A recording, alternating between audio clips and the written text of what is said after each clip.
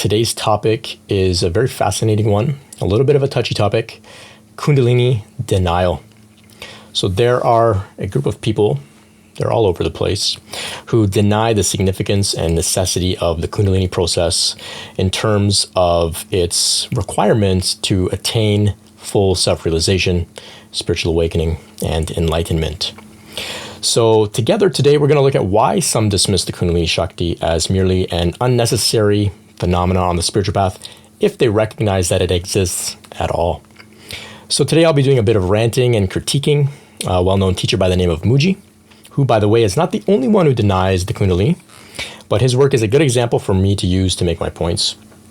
I'll also be referencing Sri Ramana Maharshi, one of the greatest saints of the modern era, and I will be showing that he was not a denier of the Kundalini Shakti in the way that many of his followers might think that he was.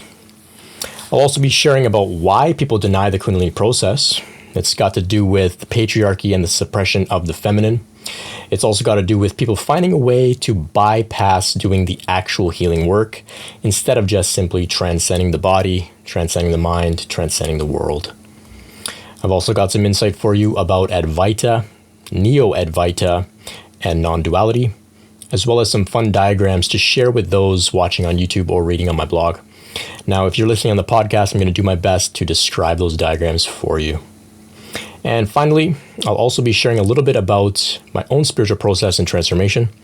Admittedly, I used to be part of the spiritual community that denied the necessity of Kundalini. And so for this reason, I feel that my insight will be valuable to those on either side of the discussion to get a better view of the full picture. This part of the series is a bit nuanced, and you might not know who or what I'm speaking about. It's not a problem if you just want to skip it.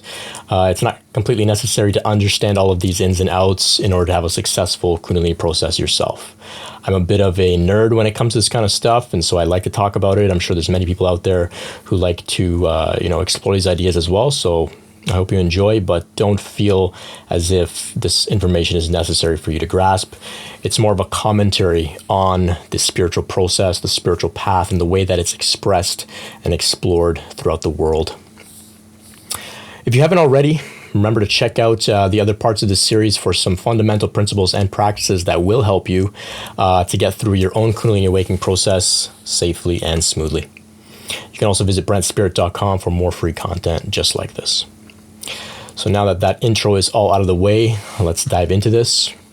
So right from the beginning, I want to let you know that if you happen to be a person that's in denial of the significance or even the existence of the Kundalini, that's okay. Like I said, I myself used to deny it fervently. I had an initial awakening on the level of the crown chakra, what some might refer to as a non-dual awakening, and I'll explain more about this with some diagrams very soon. When this happened to me, I was completely certain that there was nothing left for me to awaken to experience, to realize, or to even embody on my spiritual journey. That's how this awakening felt to me. It felt complete. And I'm sure that this is how it feels to many others who come to this point of a crown level awakening when they realize non-duality without necessarily having the full Kundalini process undergo within the entire system, head to toe, chakra to chakra. So maybe you're at a similar point in your journey and you happen to be in denial of the Kundalini as well. I just want to tell you quite clearly that if and when she decides to move through you, there's a very high likelihood that you will be called, you'll be drawn irresistibly to get down on your knees and weep tears of love, devotion, and surrender to the Divine Mother Goddess, Kundalini Shakti herself. I denied her, and still her compassion and love for me was unconditional. And now I sit before you here today as a devotee of Shakti, Kundalini Shakti, the Divine Mother. So over 1,000 years ago in India, there was a yogi by the name of Adi Shankaracharya. So he's one of the earliest figures to bring forth a spiritual system called Advaita. Advaita translates to one without a second. It's a Sanskrit term. It implies not two, non-duality, oneness. So within the context of this series, we can think of Shiva and Shakti as being in a state of Advaita, a state of not-two-ness. And as we know, Shakti rises from the base of the spine. She unites with Shiva at the crown, and self-realization takes place. So the records show that Adi Shankaracharya chanted mantras of devotion to both Shiva and Shakti, the god and the goddess, the masculine and the feminine. So his system of Advaita, it was complete in this sense. It didn't deny the goddess, it didn't deny the Kundalini Shakti.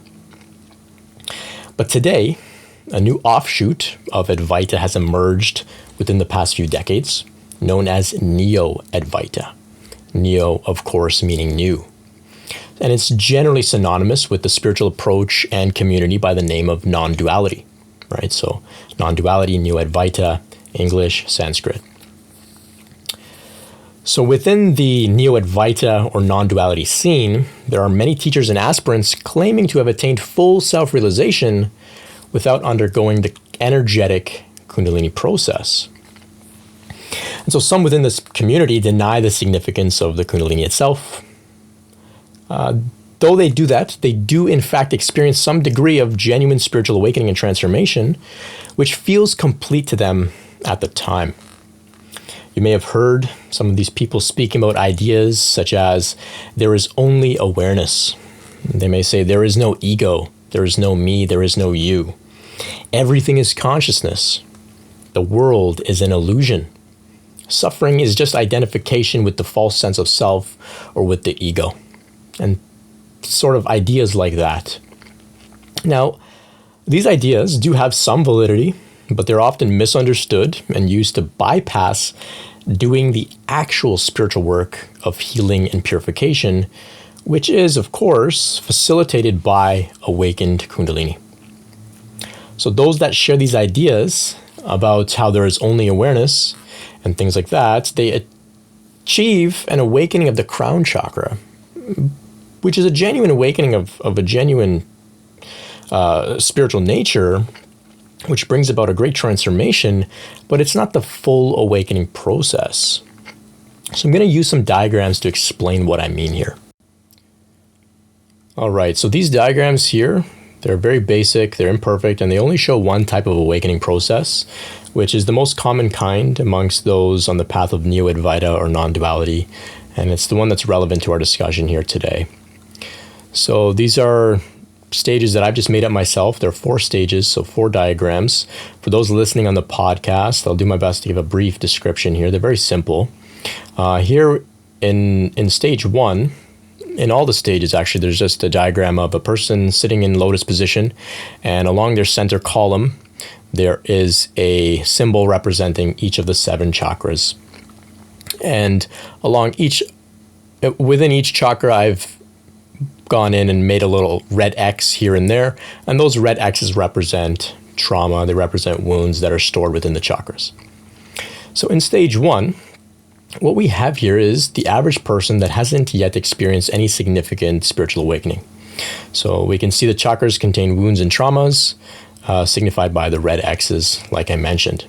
So this person is identified with the body, they're identified with the ego mind, they believe themselves to be this body, they believe themselves to be their ego, they've not experienced any spiritual awakening as of yet. So stage 2, in stage 2, we have the same diagram, the same red X's marking each of the little traumas within the chakras, but at the top of the crown, near the crown chakra, the top of the head, there is an emanation, a radiance of yellow strands of divine light representing an open crown chakra. So these strands extend far beyond the head. They sort of surround the head, and they represent an opened crown chakra. So here in stage 2, what we see is that there's been an opening at the crown chakra in which divine light, signified by the yellow lines, has begun to enter the head and surround it all around. So once consciousness in this situation has expanded beyond their body and beyond their mind, and pure non-dual awareness is experienced as a result, And within that non-dual awareness, one can begin to rest in transcendence, leaving the body, the ego mind behind.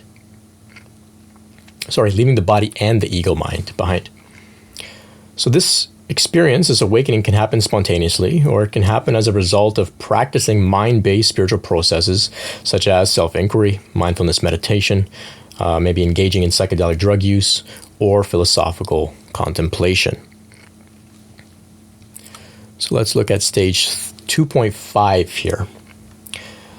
So here in stage 2.5, there's an eye just above the crown chakra. Still we have those red X's, still we have the strands of yellow divine light all around surrounding the head, but within the strands, just outside the body, I've drawn a little symbol of an eye. So that eye above the crown chakra, it represents the new ability to transcend the body and the ego mind and access a state of consciousness in which one can witness the phenomena of the world from a place of detachment. So some refer to this place as the self with a capital S. From this place of detached witnessing, one feels a sense of peace and stillness as they're no longer identified with the body, with the ego mind, or the pain and trauma within the chakras. Please note here, like I mentioned, the wounds still remain within the body. We still have those red X's sort of all over the chakras here. And despite the wounds remaining within the body, one can feel a sense of completion and finality of their spiritual process. When this happens, when we get access to that witnessing state of detached consciousness, it can feel like there's nothing left to unfold. It can feel like there can't possibly be anything left to unfold because we've now transcended the body, we've transcended the ego. It feels like freedom, feels like liberation. So from here, it's very easy to bypass the need to address emotional issues, trauma, and other aspects of being a human being. It's also nearly impossible to relate on a truly deep and emotionally intimate level with oneself or another. And for this reason, at this point in the process, it's incomplete. However, this is the stage that is, generally speaking, the end goal of Neo-Advaita or non-duality.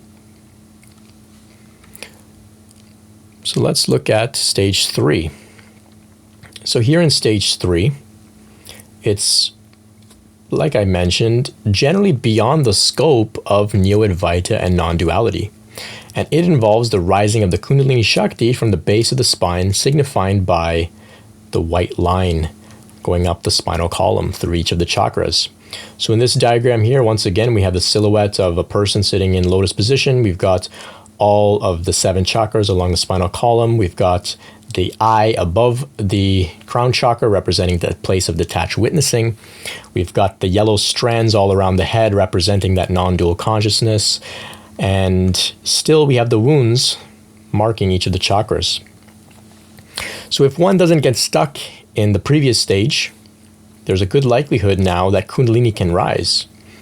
And Sri Ramana Maharshi, who was a spiritual master who is still greatly celebrated today by many, he didn't speak much about Kundalini Shakti, but instead, he spoke mainly about the mind-based practice of self-inquiry, which, if performed correctly and ardently, would bring about a crown-level awakening, as we're seeing in these diagrams here so far. So many who follow Sri Ramana take this to mean that Kundalini is not necessary, and they've used him as a figurehead for non-duality and Neo-Advaita, as sometimes denying Kundalini altogether. However, from this stage 3, according to Sri Ramana, the Kundalini Shakti would rise on its own, and here are his words about it. In the Jnana Marga, when by self-inquiry the mind is merged in the self, its Shakti, or Kundalini, rises automatically. Now, Sri Ramana was very good with his words. If Kundalini Shakti did not exist or was not relevant to the attainment of self-realization in his view, he would have simply stated so. I think it's very safe to assume that. Instead, he did not deny it. He acknowledged the existence of Kundalini Shakti. So in stage 3 here, the Kundalini rises and begins the purification process of the entire system, healing the wounds within the chakras and whatnot. Now, one might be able to access the witnessing stage once the Kundalini has begun her process. But during intense emotional times, when a lot is being purified and burned up, the witnessing mode may not be available. We may not be able to detach and take a step back and transcend all of the difficult experiences that are happening within our system. So to undergo this healing process with Kundalini Shakti, this is when the real spiritual work, the real sadhana really begins. And it requires a willingness to feel everything, to deny nothing, to be vulnerable and humble, and to surrender. As well, of course, it requires the courage to love ourselves unconditionally. And now finally, we have stage 4, in which the Kundalini completes the purification process of the system and stabilizes at the crown chakra. So this is when Shakti and Shiva are united as one in a state of true non-duality, in a state of Advaita. So here in the diagram, the wounds and the chakras, the red X's, they've been cleared. The Kundalini has risen. It is stabilized at the crown.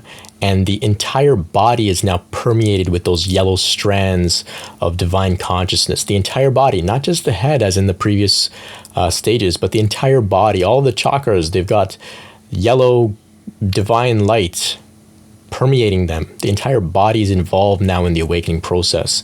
The trauma has been healed. We've been purified. We've been cleansed. Now, of course, the yellow strands are just here for demonstration, for the visual. They're not yet necessarily yellow. They may not necessarily have a color. If you're able to, tune in with your clairvoyance and see it, you might see iridescent light. You might see purple. You might see violet. You might see white. You might not see anything that's really a color. You may just feel it. But the idea here is that the entire body, head to toe, chakra to chakra, is all experiencing the awakened consciousness. So the healing process in this stage, it reaches relative completion. So I use the word relative here because one doesn't need to have every single ounce of conditioning cleared in order to be established in a state of self-realization. There are certain quirks and things that will remain as a result of simply being a human. So keep that in mind. We don't need to clear every single little piece of conditioning and pain and trauma. There are certain things that are sort of unnecessary to remove. We can keep those things, and it's part of being a human. It's only when we leave this body, we drop this body, that then we can truly let those traumas go and things like that. But for the most part, the big things, the big wounds, those will be addressed, but little things, they can remain. They're inconsequential. They're what make us unique. They're what make us human. They what keep us grounded. They keep us relatable as well. So in this stage, the eye is still remaining there above the crown, and we have access to the witnessing mode, the self with a capital S, as well as the ability to now rest comfortably within the body, where we can experience all the joys of being a human and having an emotional and physical experience of life. So in this stage 4, in the final stage, we are fully divine human beings.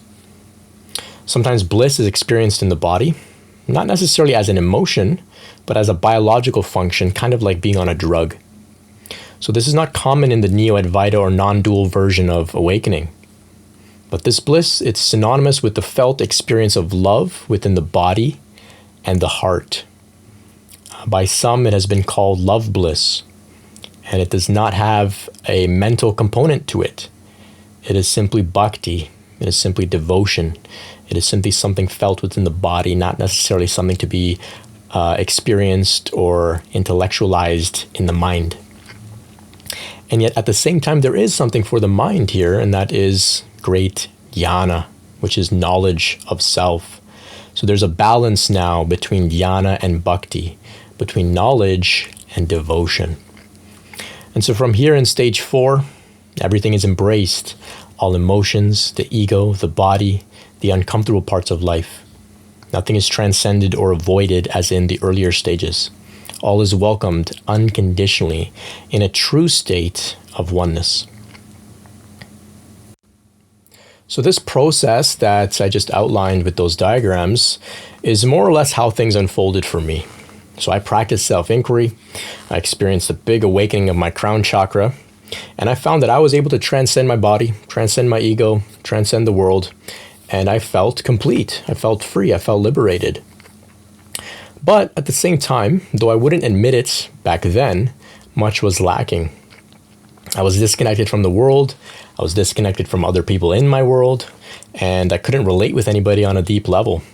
And I was spiritually bypassing all of my unaddressed pain, all of the things from my past that I was still carrying within my body, all of the wounds that were still in my chakra system, all of those red X's that I still had. I was still carrying them around, but I was disconnected. I was just hanging out in the ethers, transcendent, detached from all of this. And admittedly, I was afraid. I was afraid to return back into this body and to address my wounds because, of course, that's a scary thing to do. It's a daunting task. It requires work. It requires courage. It requires knowledge. It requires energy. It requires help, right? It requires humility to be able to ask for help as well. But then, like Sri Ramana describes, the Kundalini began to rise automatically for me. And as it rose, I was drawn back into the body. And I entered into a state of purification that was very exciting. It was pretty cool. There was a lot of trippy, fun, blissful experiences. But at the same time, there were also some incredibly unspeakable, difficult experiences as well. And so that's a little bit about my process and how things went for me. And that's how I got stuck temporarily for a couple years or so in that sort of detached witnessing state, in denial of things like Kundalini, in denial of the need to address all of the wounds and the need to address this body, to even take care of this body. I was in denial of anything that didn't fit into my very convenient perspective, which was, oh, everything is consciousness, all is awareness. There is no ego, there is no me, there is no you. Any pain, any suffering that anybody in the world is experiencing, oh, that's just because they're identified with the ego and they haven't awakened yet. But thankfully, for whatever reason, I was fortunate enough to not get stuck in that process, in that stage of the process for too long until, like I mentioned, the Kundalini began to draw me back into the body. So why, like I mentioned for myself, why do some deny the necessity of the Kundalini rising process? You know, that's what we're talking about here today. The denial of the Kundalini process, but why? Why do people deny it? It's such a profound experience. You know, there's people all over that speak about having these crazy experiences to do with Kundalini, and yet still there's a lot of people who are very adamant in their denial of it. Well, here's what Mooji had to say on the matter. So he's one of the most popular teachers of Neo-Advaita and Non-Duality. And keep in mind here, he's just one example of many teachers that don't appreciate the significance of Kundalini because they themselves haven't experienced it. I'm using his example to address the larger group of teachers and guides and spiritual seekers and aspirants who deny Kundalini, because Mooji's quite a known figure, but I don't want to, act like he's the only one. But anyway, a woman who had undergone a genuine Kundalini awakening, this is a video on YouTube of her asking Mooji. She says, "Have you experienced that?" referring to the Kundalini awakening. And Mooji responded dismissively. He says, "Oh, my dear, that is child's play. There are many yogis, probably even here," referring to at his ashram, "who have been doing these things or having these experiences for years. And now they're searching for freedom." So this outright denial of the Kundalini process to a woman who was being very open, being very vulnerable about her experiences, her genuine, valid experiences of the Kundalini, this is why so many people end up stuck with merely a crown level awakening, like I had shown in those diagrams, getting stuck in that state of detached witnessing without really being able to enter into the body and be comfortable in it, without really being able to address the wounds and find, real self-love, real unconditional love for ourselves, for the world, for other people in our lives, and all of that. It's because of this type of denial that teachers like Mooji have about the Kundalini process that people get stuck. And I find it ironic that Mooji, he displays Sri Ramana's photo next to him as he teaches in his ashram. But of course, like we know, Sri Ramana himself did not deny the Kundalini, despite what many like to think. And it's situations like this that sort of perpetuate this idea that Kundalini is not important and that Sri Ramana had, nothing to do with Kundalini. They see a teacher like Mooji. They say, oh, Mooji's got Ramana's picture next to him, so they might have something in common. Mooji maybe is a successor of Ramana, or maybe, Mooji was given the green light to go ahead and pass on the teachings of Ramana. People seem to think that sometimes because it's implied when Mooji's got his Ramana's picture there. But I just want to bring that to your attention. Any teacher can put anybody's picture next to them. It doesn't mean that they're given the green light to go ahead and be a successor or to claim that they're part of anyone's lineage. As far as I understand, Sri Ramana, fantastic, incredible saint, did not have a successor. I don't think there is a lineage belonging to Sri Ramana. And so that's something very important to keep in mind. Anybody can share anything, but we've got to use our discernment, especially when we're on the path of dealing with the Kundalini awakening process ourselves.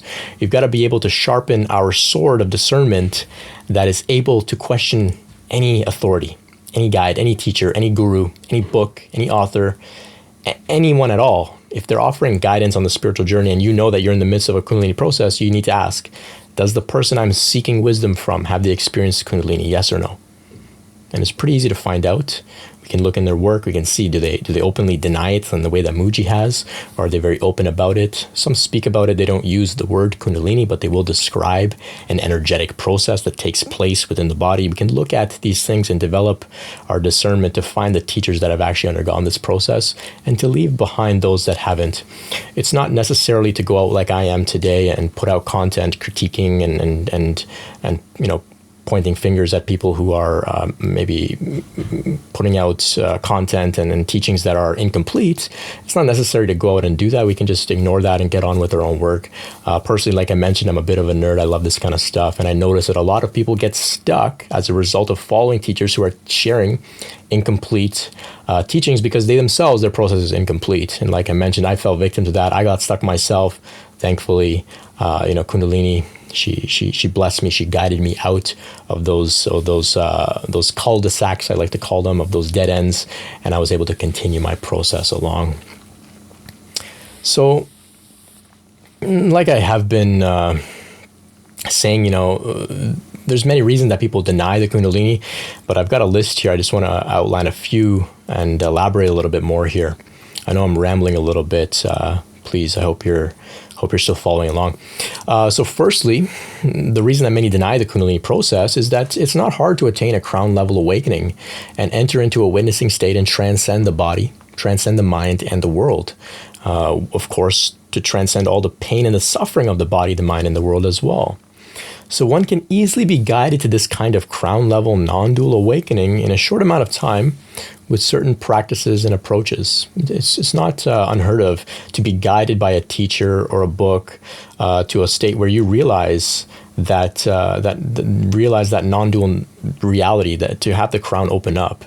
It's kind of like a light bulb going off. It's not unheard of. Thousands and thousands of people experience this. There are some websites where you can connect with a teacher and they'll just chat with you and guide you to that realization. They'll ask you certain questions and they'll point you to that realization of, yourself as awareness, as consciousness. It's not that hard. It's not that hard at all. And so once this happens, it's easy to just relax into a state of detachment and dismiss all of the phenomena of the world. And in my opinion, this is where the idea of the patriarchy and the suppression of the feminine really comes in. So yes, of course, those who deny Kundalini Shakti, they're directly denying the most feminine force in all of existence, but they're also denying the feminine on a more subtle level too. They're in denial of their emotions and their feelings. They're in denial of the feminine qualities of love, of bliss, of surrender. So to undergo the full Kundalini process, one needs to be willing to face their emotional hangups. One needs to be willing to face their trauma, their fears, and to put in work, difficult, challenging, painful work to heal. And now this is not easy. And it's for the same reason that men in general don't like to open up about their feelings. The Kundalini Shakti process is also denied. It requires vulnerability, not avoidance or transcendence. It requires us to embrace our femininity and find energetic balance within ourselves. And when I say within ourselves, I mean quite literally within our bodies, not transcending and leaving our bodies to a place of detachment, but actually coming right into the body and feeling what's here, taking care of the body, honoring the body, because that's where the spiritual process really takes place. There are some ideas that spirituality is all about the head. It's not. It's about the entire system, head to toe. This entire body can experience spiritual awakening. Every cell, every fiber of your being, every square inch of your aura can emanate with Shakti, can feel that bliss, can feel awakened. And if you're not experiencing that, which is fine, I invite you to consider that instead of just settling for a mind level, a crown level awakening. So because it's rather easy to have a crown level awakening, like I've said, a non-dual style awakening, it's also easy to become a teacher and to guide others to this point as well. So this makes it appealing for many who are seeking, some sort of recognition on the spiritual front. What better claim can one make than to say that they're enlightened and that they have no work left to do? So remember, Neo-Advaita is Advaita with a prefix. It's a new spin on a very old system.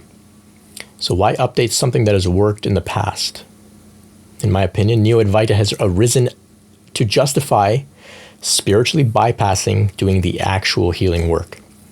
So with Neo-Advaita and Non-Duality, we get to be awakened without diving deep into addressing our wounds, without having to learn to love ourselves, without having to take care of our bodies, and without having to really be able to relate with other human beings as human beings ourselves.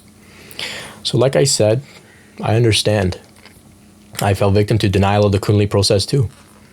I was stuck in a state of witnessing for a couple years straight. And it felt free because I was detached from my body, I was detached from the world. And, up until then, those were very painful places for me to be. And it was nice. It was nice to get some space, some detachment, some relief. But in that detached state, I couldn't relate with anybody. Everything was just empty and void.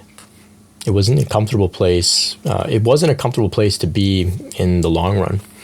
And I'm so grateful that despite my own denial of her, Kundalini Shakti, the Divine Mother, still showed me her love. And so I wish the same for you all, no matter where you are on the path. I wish that you all discover that love that Kundalini Shakti has available for you.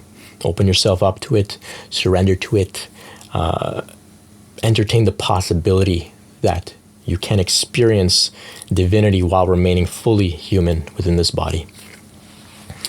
So I hope today's part of this series has been meaningful for you all. I appreciate your time for listening to me today. Please pass around this series if you feel that there's somebody in your life who might be interested, who might benefit from it. Of course, if you have any questions, you can send me a line at info@brentspirit.com. If you'd like to show your support for me and my work, or if you'd like to find out about how to meet with me one-on-one, you can find all that info at brentspirit.com as well. Until next time, much love. Peace.